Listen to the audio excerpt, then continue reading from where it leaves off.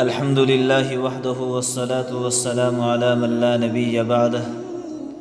الحمد لله رب العالمين والصلاة والسلام على سيد الأنبياء والمرسلين وعلى آله وأصحابه أجمعين ومن تبعهم بإحسان إلى يوم الدين ودعا بدعوتهم إلى يوم الدين. أعوذ بالله من الشيطان الرجيم. بسم الله الرحمن الرحيم. قال الله تبارك وتعالى: يا أيها الذين آمنوا استعينوا بالصبر والصلاة إن الله مع الصابرين ولا تقولوا لمن يقتل في سبيل الله أموات بل أحياء ولكن لا تشعرون. صدق اللہ العظیم. بزرگان محترم، برادران عزیز، ذی الحجہ کا مبارک مہینہ چل رہا ہے اور یہ مہینہ اپنے اختتام کی اور بڑھ چکا ہے. اس مہینے کی آخری تاریخوں میں امیر المؤمنین خلیفۃ المسلمین حضرت عمر فاروق رضی اللہ تعالیٰ عنہ کی شہادت کا سانحہ پیش آیا. بیشتر مؤرخین اور محدثین کے نزدیک آپ رضی اللہ تعالیٰ عنہ پر ذی الحجہ کی آخری تاریخوں کے اندر حملہ ہوا جس وقت آپ فجر کی نماز پڑھا رہے تھے.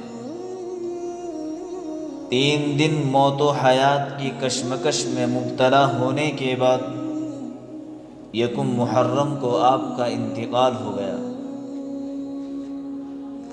بعض حضرات نے ذی الحجہ کی آخری تاریخ کا بھی ذکر کیا ہے، لیکن زیادہ تر مؤرخین کی رائے یہی ہے کہ یکم محرم کو آپ کا انتقال ہوا ہے. بعض حضرات کہتے ہیں کہ ذی الحجہ کی آخری تاریخوں میں آپ کا انتقال ہوا، لیکن اکثر محدثین اور مؤرخین یہ فرماتے ہیں کہ ذی الحجہ کی آخری تاریخوں میں آپ پر حملہ ہوا اور یکم محرم کو آپ کا انتقال ہو گیا. حضرت عمر فاروق رضی اللہ تعالیٰ ایک مرتبہ فجر کی نماز پڑھا رہے تھے.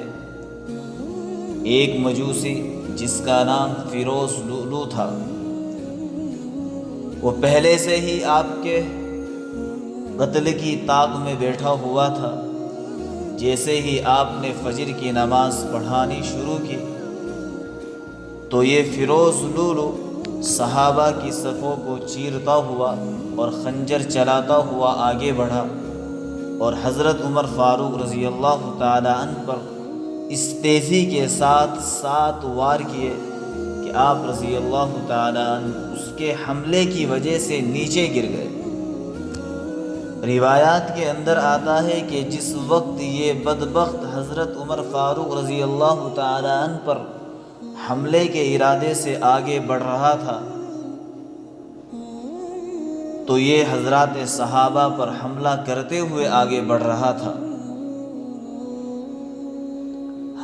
حضرت عمر فاروق رضی اللہ تعالی عنہ پر اس نے اس تیزی کے ساتھ، سختی کے ساتھ حملے کیے کہ حضرت عمر فاروق رضی اللہ تعالی عنہ کی آتے باہر آ گئی. باقی کی نماز حضرت عبد الرحمن بن عوف رضی اللہ تعالی عنہ نے پڑھائی. حضرات صحابہ جس وقت اس کو پکڑنے کے لیے بھاگے تو اس بدبخت نے اپنے خنجر کو اپنے گلے پر چلا دیا، یعنی خودکشی کر لی اور جہنم رسید ہو گیا. حضرت عمر فاروق رضی اللہ تعالی عنہ کو اٹھا کر لایا گیا اور آپ کو دودھ پلایا. جب آپ نے دودھ پیا تو وہ دودھ آپ کی آنتوں سے باہر نکل رہا تھا. آپ اندازہ کر سکتے ہیں کہ اس حملے کے اندر کس قدر سختی تھی.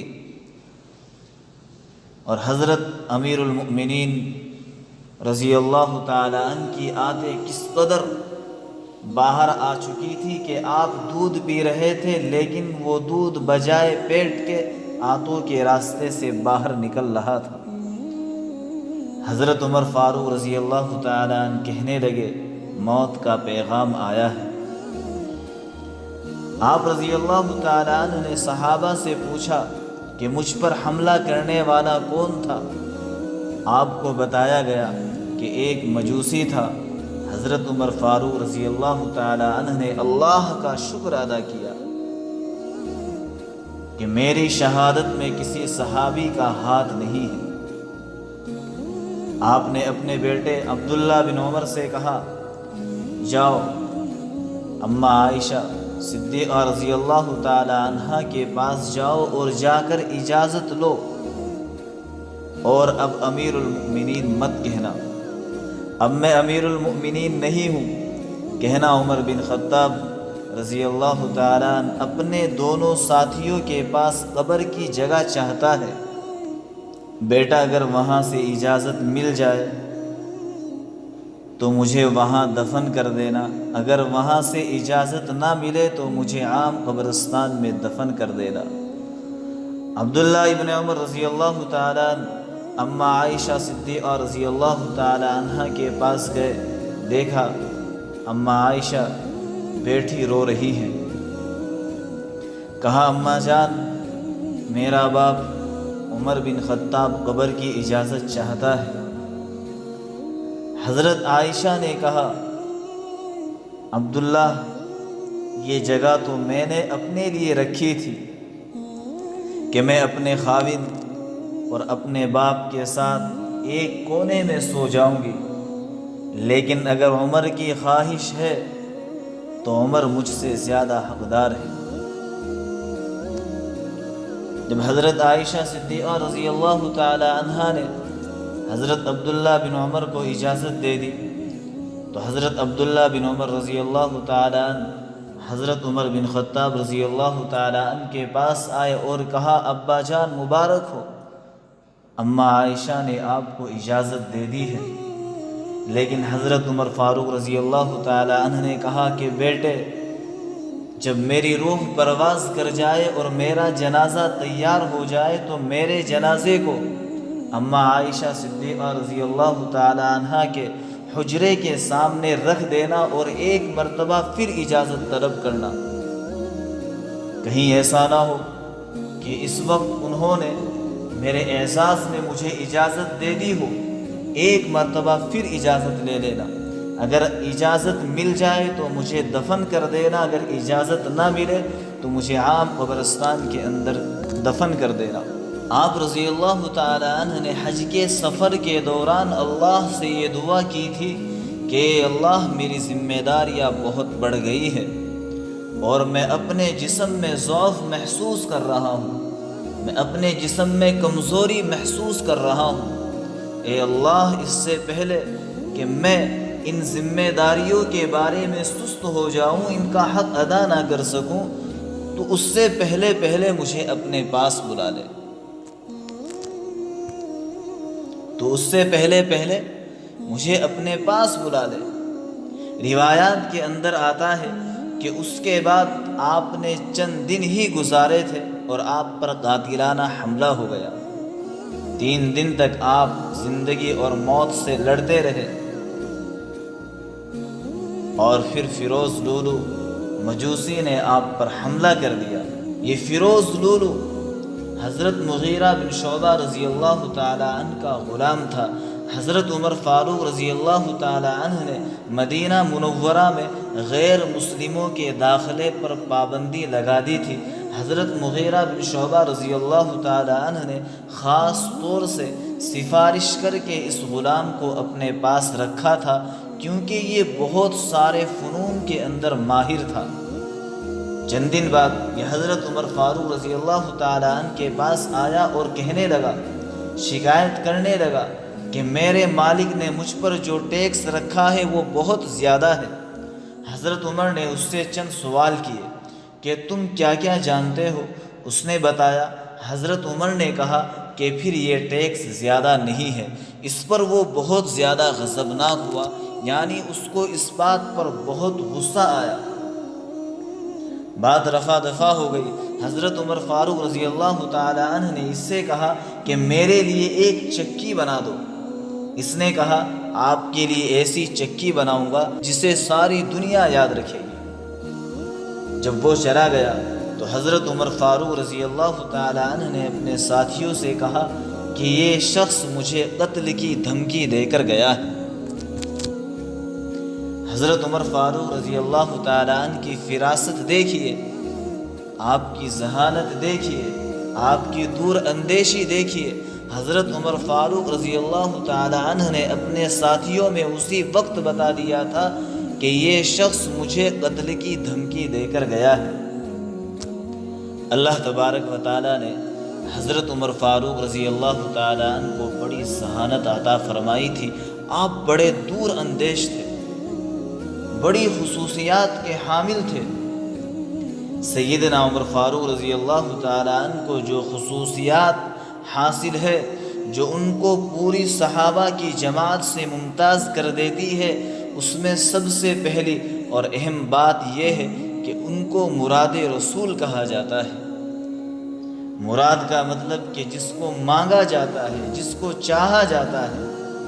رسول اللہ صلی اللہ علیہ وسلم نے مکے کی ابتدائی زندگی کے اندر جب دعوت اسلام مشقتوں کے دور سے گزر رہی تھی تو نبی صلی اللہ علیہ وسلم نے اللہ سے دعا مانگی تھی کہ اے اللہ عمر کے ذریعے اسلام کو عزت عطا فرما۔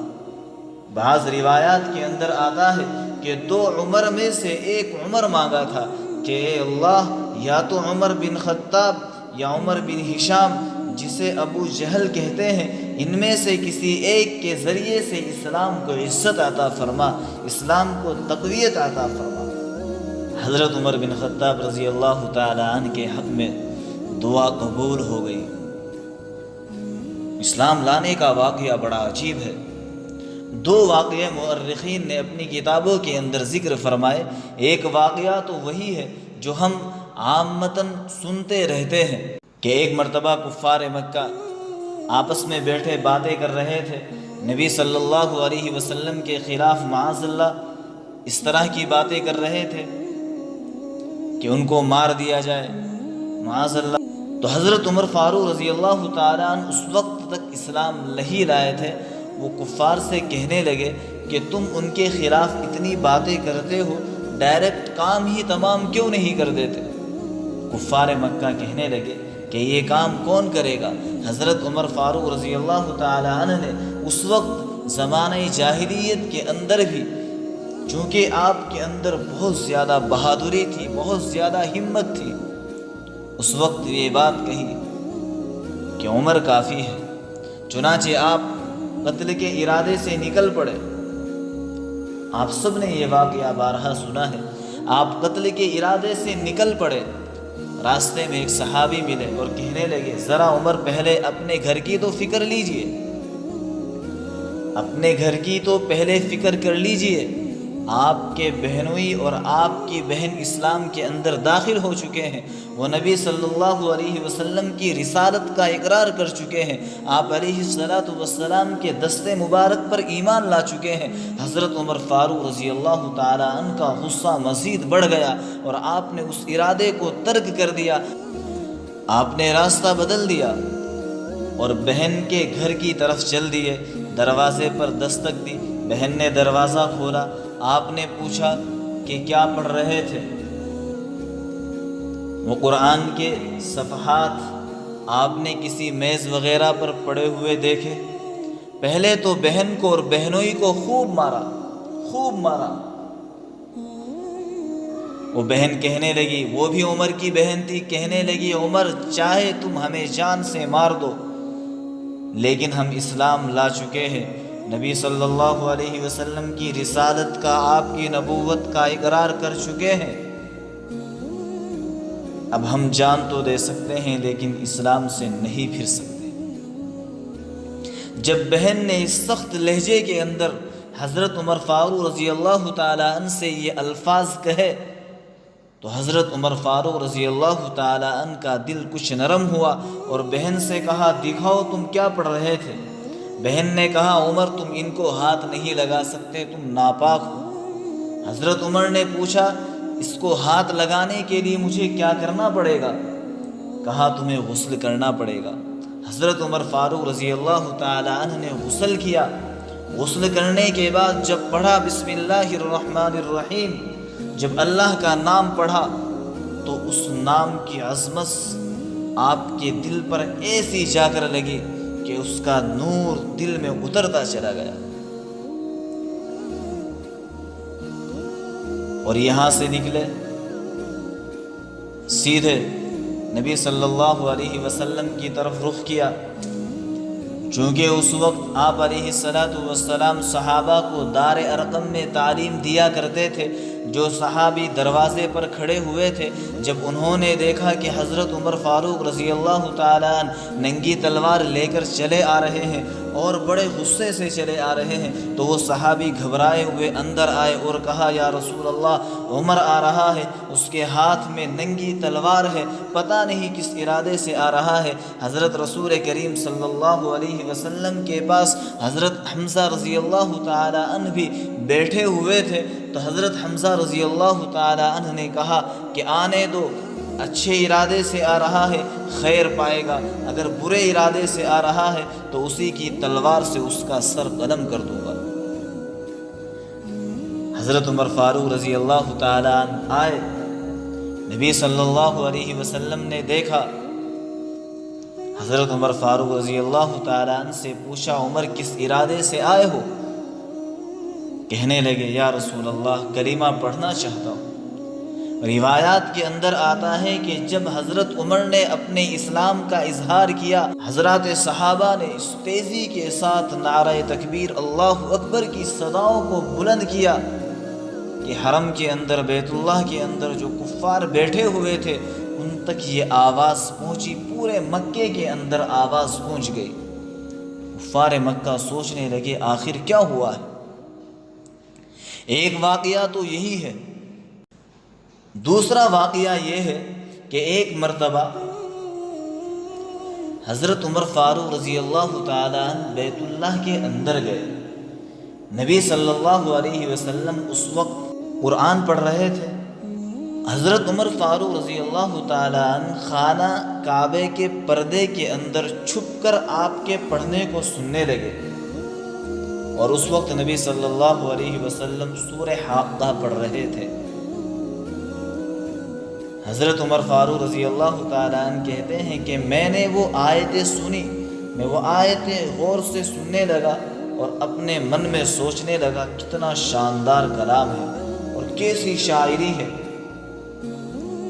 اندازہ لگا سکتے ہیں کہ جب قرآن محمد صلی اللہ علیہ وسلم کی زبان مبارک سے پڑھا جاتا ہوگا تو اس وقت کیا منظر ہوتا ہوگا۔ کہتے ہیں میرے دل میں آیا کیسی شاعری ہے۔ آپ نے اسی وقت یہ آیت پڑھی وما ہوا بقول شاعر، یہ شاعری نہیں ہے۔ جب آپ نے یہ آیت پڑھی تو مجھے لگا کہ یہ کاہن ہے۔ کاہن ستارہ سناش کو کہتے ہیں، جو ستاروں کو دیکھ کر مستقبل بتاتے ہیں۔ پھر آپ نے یہ آیت پڑھی وما ہوا بقول کاہن، یہ کاہن کا قول نہیں ہے۔ تو کہتے ہیں جب آپ علیہ السلام نماز پوری پڑھ کر آگے چلے تو میں آپ کے پیچھے پیچھے چل دیا۔ آپ صلی اللہ علیہ وسلم پیچھے مڑے اور سخت لہجے سے پوچھا عمر کس ارادے سے میرے پیچھے پیچھے چلے آ رہے ہو؟ کہنے لگے کہ میں نے قرآن سنا ہے اور میں اس بات کی گواہی دیتا ہوں کہ آپ اللہ کے رسول ہیں اور آپ آخری نبی ہیں۔ حضرت عبداللہ ابن مسعود رضی اللہ تعالیٰ عنہ نے فرمایا کہ عمر کا اسلام لانا ہمارے لیے ایسا تھا جیسے ہم نے اسلام کو فتح کر لیا ہو، جیسے ہم نے اسلام کو فتح کر لیا ہو۔ اور ان کی ہجرت ہمارے ساتھ، ہم تو ہجرت کے لیے بڑی مشقتیں اٹھا رہے تھے، راستوں سے ہمیں واپس کیا جا رہا تھا، بچوں کو اور عورتوں کو پریشان کیا جا رہا تھا، لوگوں کو لوٹا جا رہا تھا، کفار مکہ ہمیں طرح طرح کی اذیتیں پہنچا رہے تھے۔ آپ کی ہجرت ہوئی تو بڑی شان سے ہوئی، تلوار اٹھائی، اپنے تیر ترکش میں ڈالے، خانہ کعبہ کے اندر گئے، طواف کیا اور تمام سرداروں سے کہا جس کو اپنی ماں کو رلانا ہو، جس نے اپنے بچوں کو یتیم کرانا ہو اور جس کو اپنی بیوی کو بیوہ کرانا ہو، وہ راستہ روک لے، میں مدینہ جا رہا ہوں۔ حضرت عمر فاروق رضی اللہ تعالیٰ کفار مکہ سے کہنے لگے کہ جس کو اپنی بیوی کو بیوہ کرانا ہو، ماں کو رلانا ہو، بچوں کو یتیم کرانا ہو، تو میں کل ہجرت کرنے کے لیے جا رہا ہوں، میں مکے سے مدینے کی طرف روانہ ہو رہا ہوں، کوئی میرا راستہ روک کر دکھائے۔ حضرت عبداللہ ابن مسعود رضی اللہ تعالیٰ عنہ فرماتے ہیں کہ آپ کی امارت ہم سب کے لیے رحمت تھی۔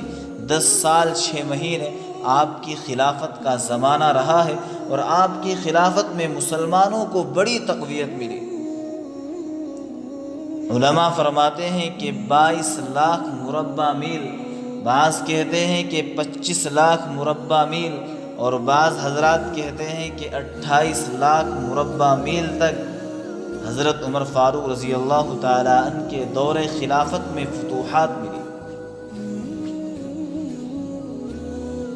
روم و فارس دونوں حضرت عمر فاروق رضی اللہ تعالیٰ عنہ کے زمانے میں فتح ہوئے۔ قیصر و کسریٰ اس زمانے کی سب سے زیادہ پاورفل طاقتیں تھیں، ان کو حضرت عمر فاروق رضی اللہ تعالیٰ عنہ کے زمانے میں فتح کیا گیا۔ جب ان کا تخت و تاج آیا، کہتے ہیں کہ مدینہ منورہ میں ایک بڑے خوبصورت صحابی تھے، کسریٰ کا جبہ تاج وغیرہ ان صحابی کو پہنایا گیا اور اہل مدینہ سے کہا کہ دیکھو نبی صلی اللہ علیہ وسلم کے صدقے میں اللہ نے ان کی تمام قیمتی چیزوں کو ذلیل کر کے تمہارے قدموں میں پھینک دیا، ایسی چیزیں جن کو آج سے پہلے تم نے کبھی نہیں دیکھا، کبھی نہیں دیکھا۔ اور یہ سب کچھ کیوں ملا ہے؟ نبی صلی اللہ علیہ وسلم کے صدقے سے ملا ہے۔ آج ہمیں اللہ نے اتنی عزتیں کیوں دی؟ یہ ساری عزتیں ہمیں حضرت رسول کریم صلی اللہ علیہ وسلم کے صدقے اور طفیل ملی ہے۔ آپ رضی اللہ تعالیٰ عنہ کے دور خلافت میں 3600 علاقے فتح کیے گئے۔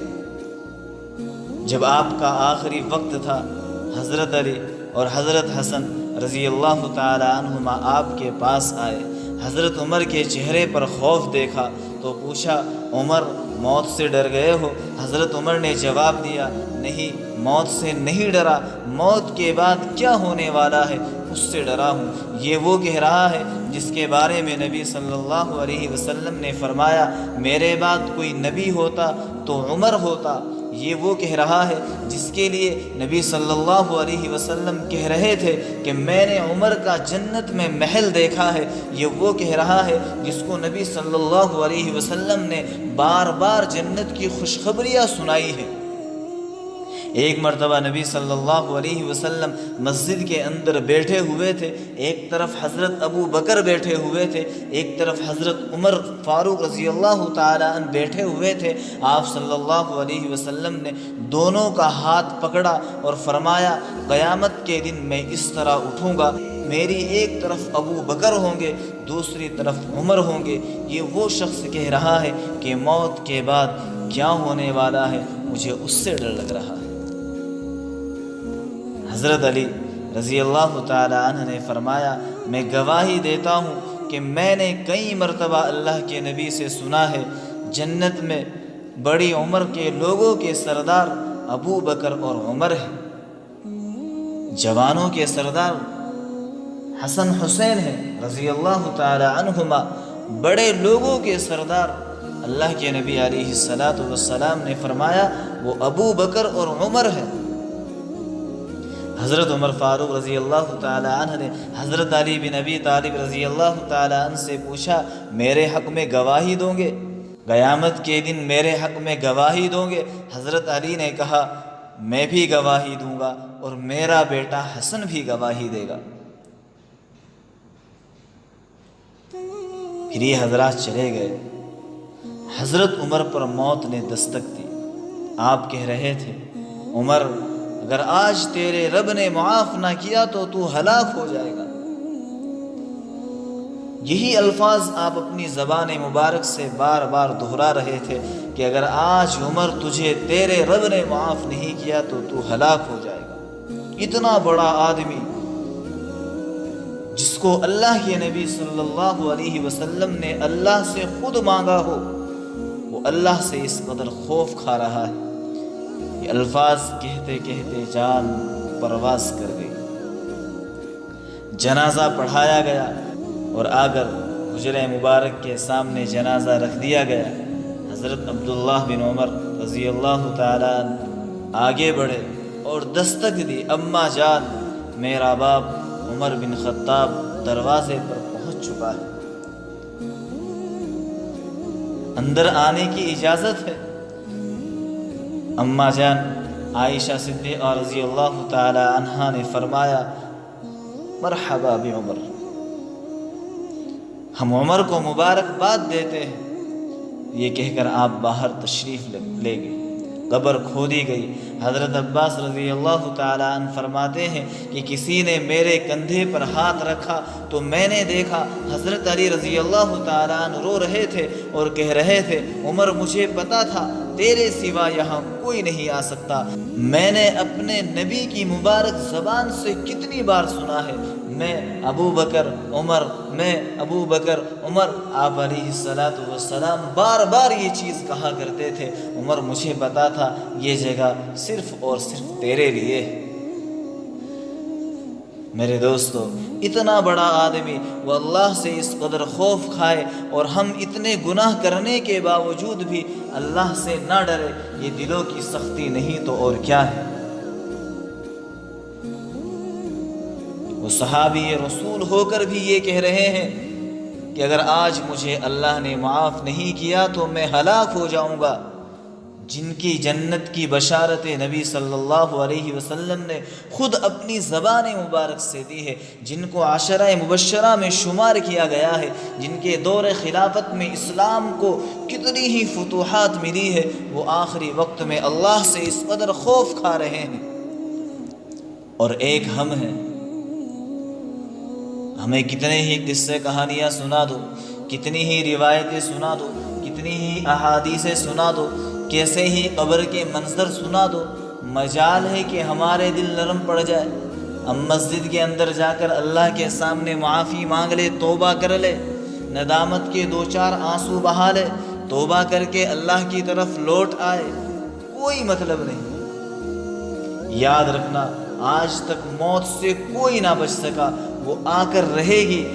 آج ہم کو اختیار ہے، بادشاہ بن کر زندگی گزار لے یا فقیر بن کر زندگی گزار لے، بہرحال موت آ کر رہے گی۔ ابھی اللہ نے موقع دیا ہے، توبہ اور استغفار کرے، اللہ سے معافی مانگے، اور صحابہ نے جس طرح زندگی گزاری ہے اسی طریقے سے زندگی گزارنے کی فکر کرے۔ یکم محرم کو حضرت عمر فاروق رضی اللہ تعالی عنہ پر خوب ایصال ثواب کرے، نماز کے بعد اپنی دعاؤں میں خاص طور سے ان کو یاد رکھے اور ان کی طرف سے کچھ نہ کچھ صدقہ اور خیرات دیا جائے، اور حضرت عمر فاروق رضی اللہ تعالی عنہ جیسا اللہ پاک ہمیں دوبارہ ایسے حکمران عطا فرمائے، اس کے لیے اللہ سے خاص دعائیں کی جائے۔ اللہ تبارک و تعالی تمام صحابہ کو پوری امت مسلمہ کی طرف سے بہترین بدل عطا فرمائے اور ان کے درجات کو اللہ پاک مزید بلندی عطا فرمائے۔ ہم سب کو نبی صلی اللہ علیہ وسلم کا پڑوس عطا فرمائے اور ہم سب کو جنت الفردوس میں اعلیٰ مقام نصیب فرمائے۔ وآخر دعوانا ان الحمد للہ رب العالمین۔ Subscribe Maulana Farman Naseem to get more videos.